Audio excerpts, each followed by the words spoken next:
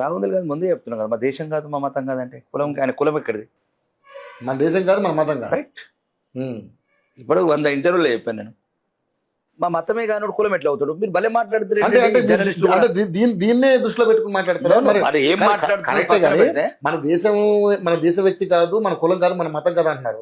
మరి మన దేశం కులం అంటే మతం ఉన్నోడికి మా మతం కాని కులం ఎట్టుంటది? మా కులం మా మతమే కాదు కదా. మరి ఇప్పుడు ఇన్ని సంవత్సరాలుగా 70 సంవత్సరాలుగా దేశం యాక్సెప్ట్ చేసింది కదా ప్రజలు కూడా.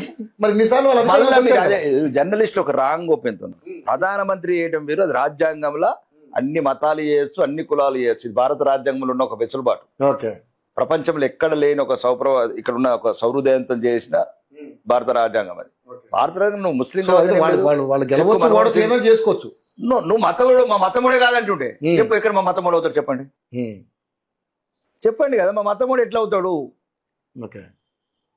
ఆ ముస్లిం ఇంకా ఏం చెప్తున్నాడు, తండ్రి పార్సీ, తల్లి క్రిస్టియను, ఎక్కడో ఇటలీ, విదేశీయురాలు. అదే మా దేశస్తుడు కాదంటే దాంట్లో అంటే సగం భారతీయుడు, సంపూర్ణ భారతీయుడు కాదు, సగం భారతీయుడు.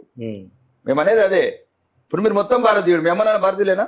మా అమ్మ నాన్న భారతీయులు, మా తాత ముత్తలు భారతీయులు, మీ తాత ముత్తలు భారతీయులే కదా. మనం సంపూర్ణ భారతీయులము. వాళ్ళు సగం భారతీయులు అంటారు. వాళ్ళమ్మ ఎవరు? ఏ ఊరు వాళ్ళ అమ్మది? వాళ్ళ అమ్మది ఇటలీ కదా. వాళ్ళ అమ్మమ్మది ఎవరు? ఇటలే కదా. ఓకే, వాళ్ళ అమ్మమ్మది కూడా ఇటలీ. అవును.